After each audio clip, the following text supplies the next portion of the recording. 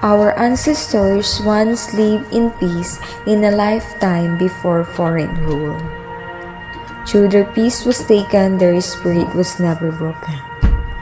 Their courage and sacrifice become the foundation of our freedom today. Let us honor their history, for in remembering their past, we strengthen our future.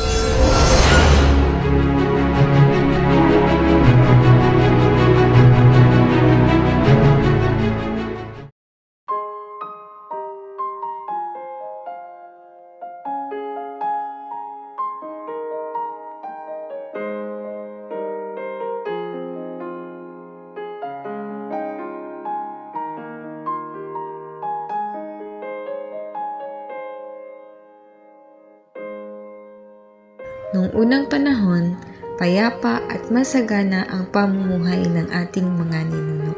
May sariling pamahalaan, batas at pananampalataya sila. Sila'y nagtutulungan sa pagtatanim, pangingisda at pangangalakal. Ngunit ang katahimikan ay magwawakas.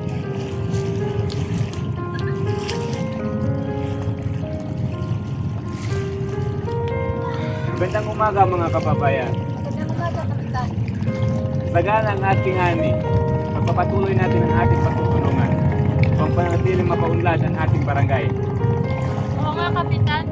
Salamat sa mga diwata ng ani. Tunay na pinagpala ang ating baryo. Ama, ang dagat ay tila kalmado, parang walang pangay. Ang mga mangingisda ay masaya sa kanilang Kapayapaan ang pinakamatamis na biyaya.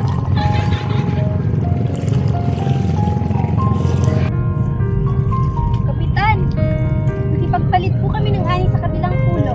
Binalik nila tayo ng palayok, asin at bagong tela.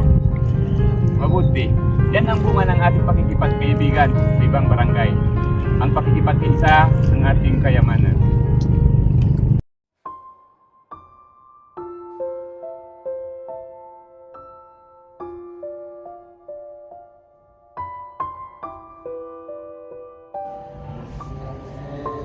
Ina, tignan mo, nakakuha ko ng palay galing sa halaman natin. Galing na, nilagay ko na doon sa mesa. Opo, ina. Halika, tulungan mo. Sige po, ina.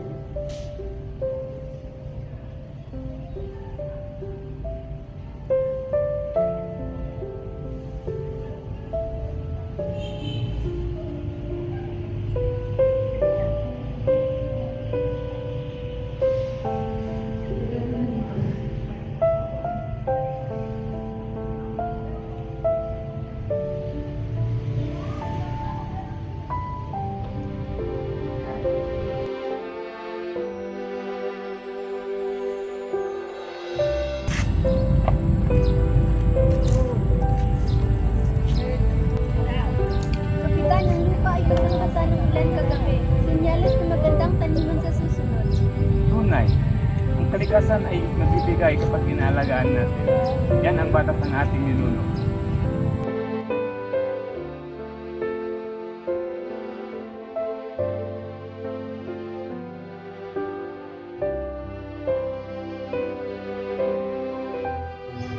Mga, meron na tayong sariling batas. At lahat ng pamumuhay ng boses ng mga nagtayo. Lola, ito po ba pinoprotektahan tayo ng mga diwata ng kapatan? Oo, na kaya dapat nagbibigay ng kalikasan. Ang pagpuno ng tuma at pagpupis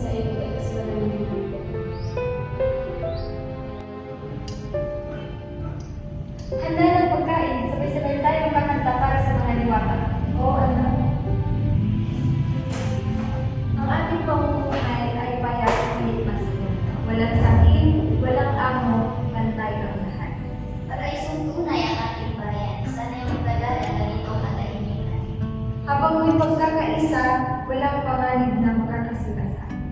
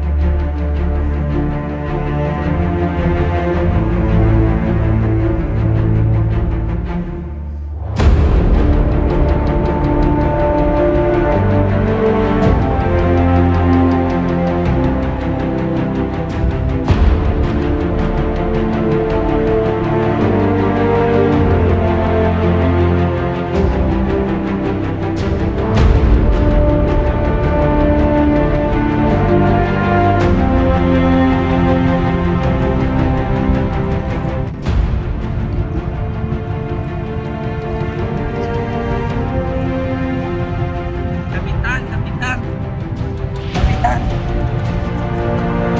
Kapitan, may mga kakaibang barko sa dagat.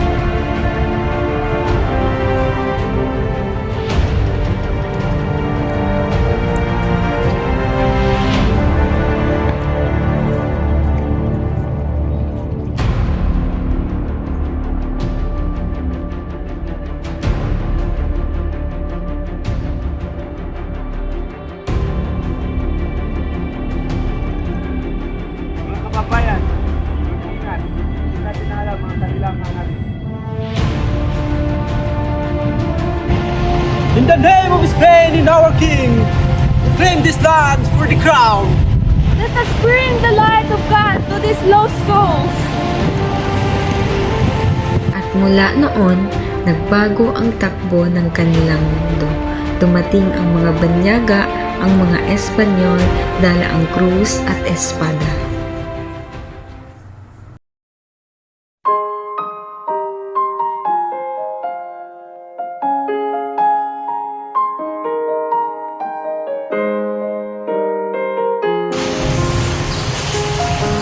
Padre, You must renounce your old gods, only the true faith can save you. ginawa na namin ang lahat, pero bakit kailangan namin baguhin ang aming paniniwala? Because salvation stems only the true Christ. Ama, hindi ko maintindihan bakit tanggalin pati ang ating mga dasal. Ginagamit ng mga Espanyol ang relihiyon bilang sandata. Ngunit sa ilalim ng simbahan, isinilang din ang unang formal na edukasyon. Natutong bumasa at sumulat ang mga bata, ngunit sa wikang Espanyol lamang at sa ilalim ng pananampalataya. Padre, tutulungan niyo po ba kung bumabasa? O anak kayo alalahanin na unang aral ay pananampalataya sa Diyos.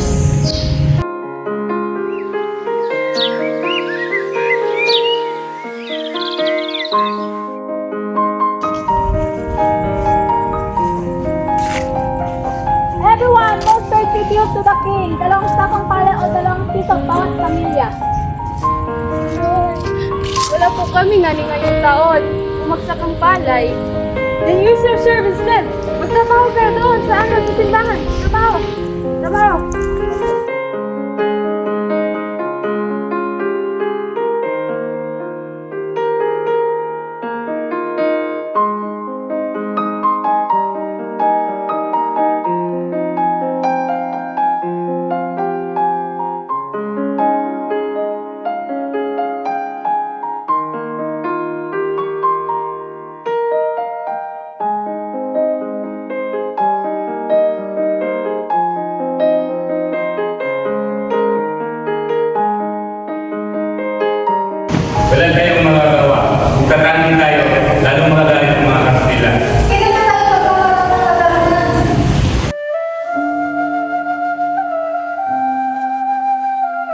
Ang tribo at polo ay serbisyo ay nagdulot ng labis na paghihirap.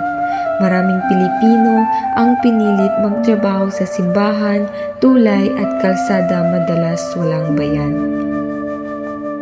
Ang hirap ng buhay ngayon, pati tindahan ko may buwis. Ang mga sundalo araw-araw may dalang mga huwag kang maingay, baka magaling tayo.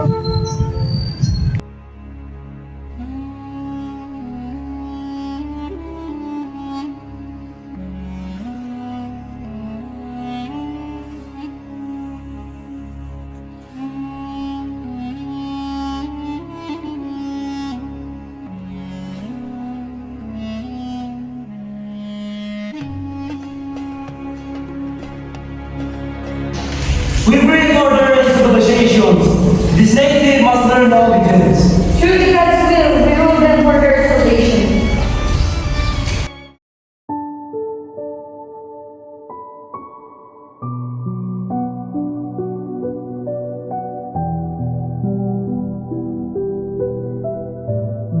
May balita ako natanggap. May mga Pilipino raw sa mga Espanya na nanungulan laban sa kanilang pang-aabuso. Isa pa doon si Jose Rizal. Jose Rizal? Sino po siya, Ina? Siya ay isang doktor at manunulat. Ang kanyang akda ay manginitayan ng LPD Turismo. Doon niya isinulat lahat ng katotohanan ng mga ating kalagay.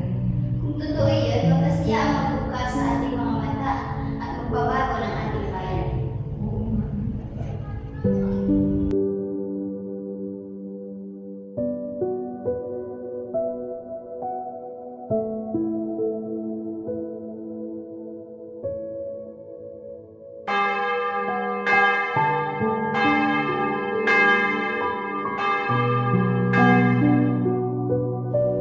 Ang mga librong niyan ay pinagbawal ng mga simbahan. Kung sino may nahuling na hawak niyan ay pinapatay. Ngunit, Padre, masama po bang mahalin ang sariling bayan? Ang pag-ibig ay para sa Diyos lamang, hindi para sa inyong bayan. Ang pagsuway ay kasalanan.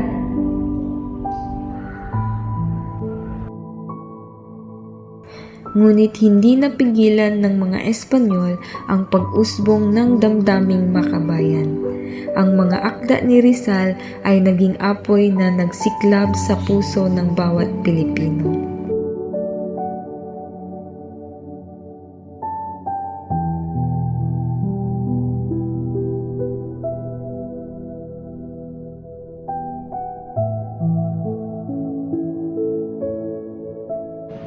Ang kamatayan ko ay hindi ang katapusan. Ito ang simula ng pagkabuhay ng aking bayan.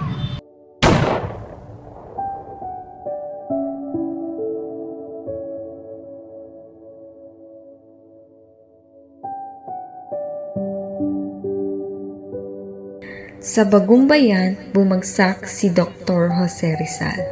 Ngunit mula sa kanyang dugo, sumibol ang binhi ng revolusyon. Sa kanyang kamatayan, muling nabuhay ang diwa ng kalayaan at sa ilalim ng pamumuno ng mga Espanyol, unti-unting naglalagablab ang apoy ng pagnanais na maging malaya.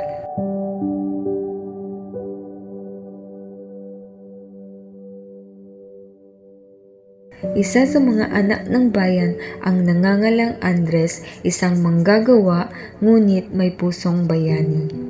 Siya ang nagtatag ng katipunan, isang lihim na samahan na naglalayong palayain ang Pilipinas. Mga kapatid, hanggang kailan tayo magtitiis habang sila'y kumakain ng karangalan at tayo pinahihirapan? Ngunit, Andres, muna tayo sa mga armas, paano tayo lalaban sa mga Kastila? Hindi armas ang magpapala sa akin, kundi ang tapak at ang magkakaisa. Paano kung tayo nahuli? Ang revolusyon ay hindi para sa akin lamang, kundi para sa lahat ng Pilipino. Mabuhay ang kalayaan! Mabuhay! Mabuhay ang kalayaan! Mabuhay! Mabuhay ang kalayaan! Mabuhay!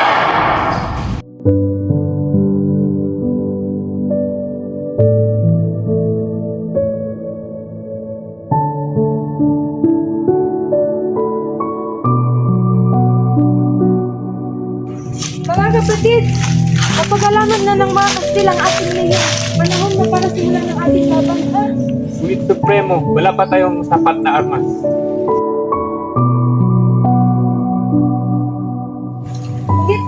laban sa pamamagitan ng takot.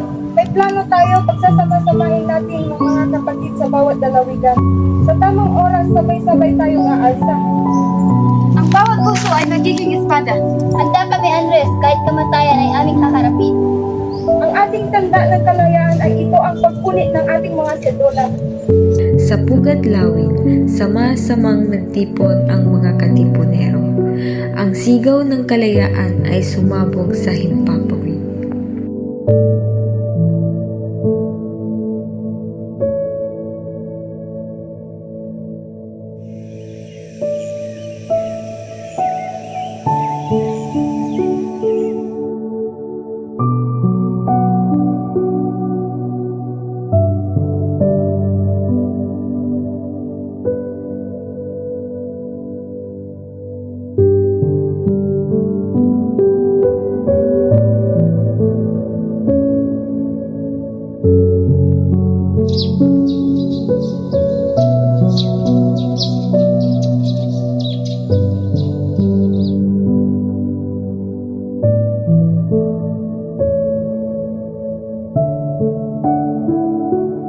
Mga kapatid, ilabas niyo ang iyong mga sedula. Punitin! Mga kapatid, ang sedulang ito ay simbolo ng ating pagkaalipin. Sa pagpunit nito, ipakita natin na ayaw natin maging alipin ng mga Espanya. Mabuhay ang kalayaan! Mabuhay! Mabuhay! Mabuhay! Kalayaan! Mabuhay!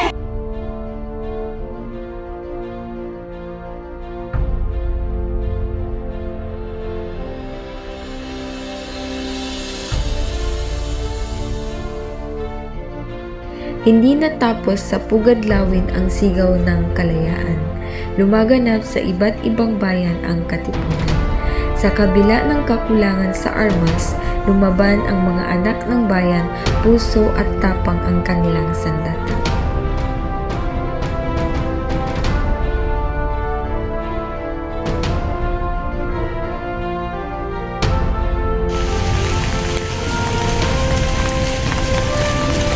Mga kapatid, hindi pa nagparating na. Nagparating na kami ang tunang mga karsa. Gawin natin halimbawa ang laban na ito. Handa na ang ating mga armas supremo! Ang mga babae magdala ng pagkain at gamot! Handa kami! Pangalan ng iyong bayan, walang armas! Wala! Marami sila! Babae, mabuhay ang lipunan! Marami sila!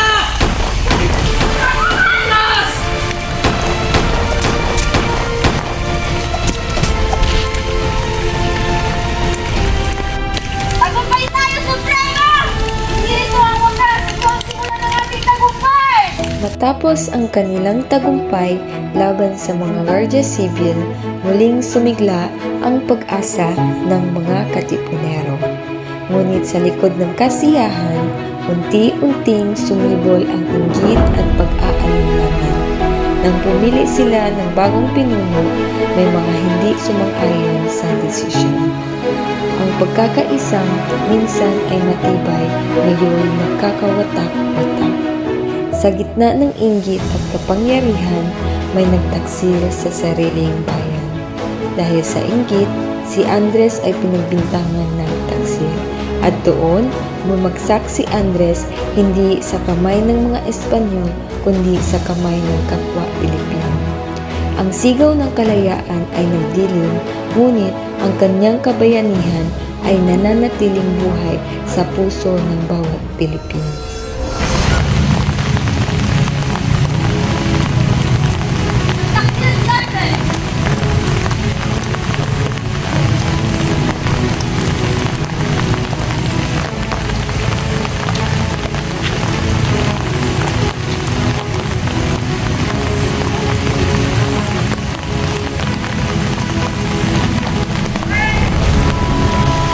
Hindi ako nagtaksil, pero kung ito ang kapalaran ko, tatanggapin ko. Ang mahalaga ay paglaban ko ang bayan.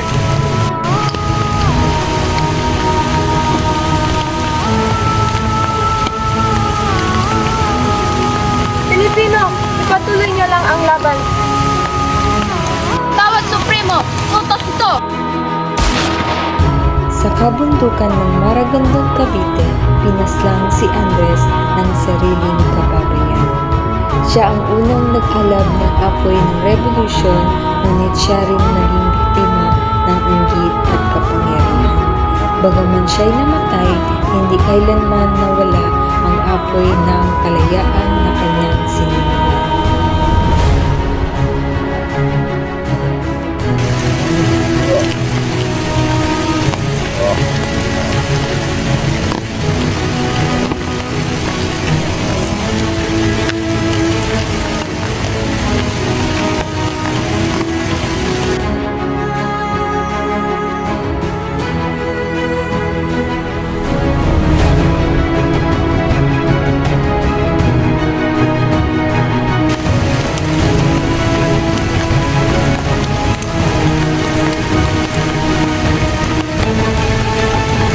At saka ng mga Pilipino.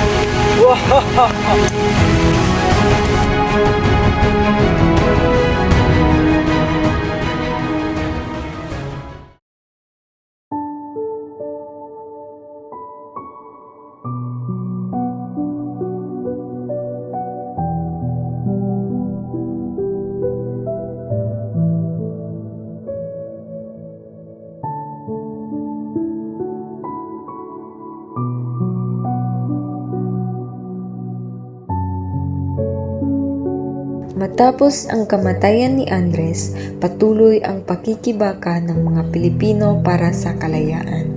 Sa bawat bayan, sa kabundukan at lungsod, lumaganap ang lihim na samahan at mga pag-aalsa laban sa mga Kastila.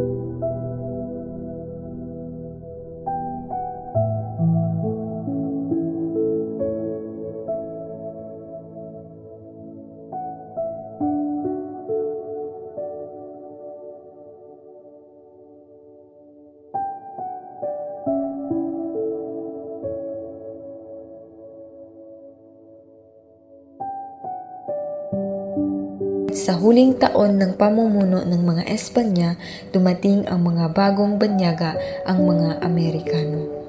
Sa harap ng bagong kapangyarihan at sa kabila ng patuloy na paglaban ng mga Pilipino, napilitan ang mga Espanya na isuplong ang pamumuno sa Pilipinas sa mga Amerikano. Dito nagtapos ang higit 300 taon ng kolonya na pamumuno ng mga Espanya.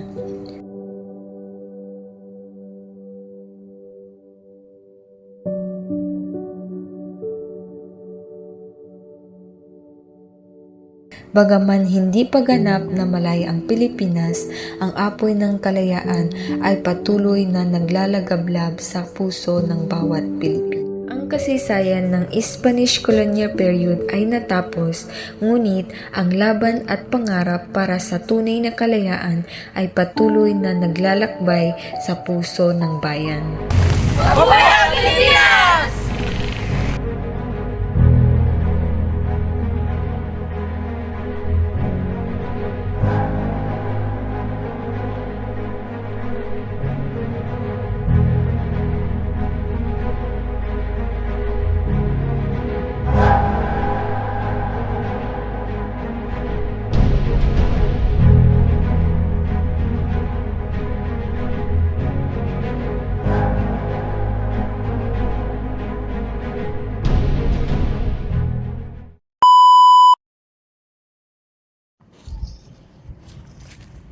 Padre, tuturuan niyo po kami.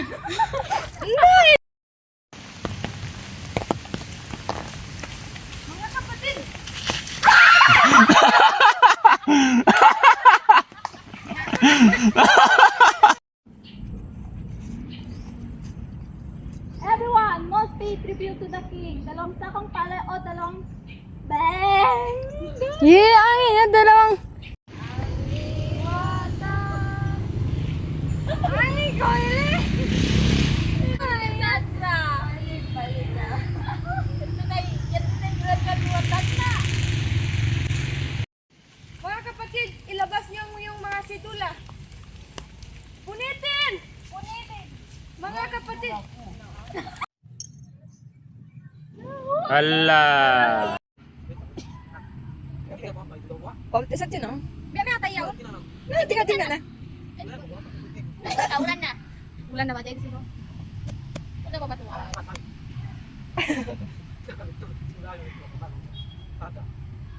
Sali ka daw ba?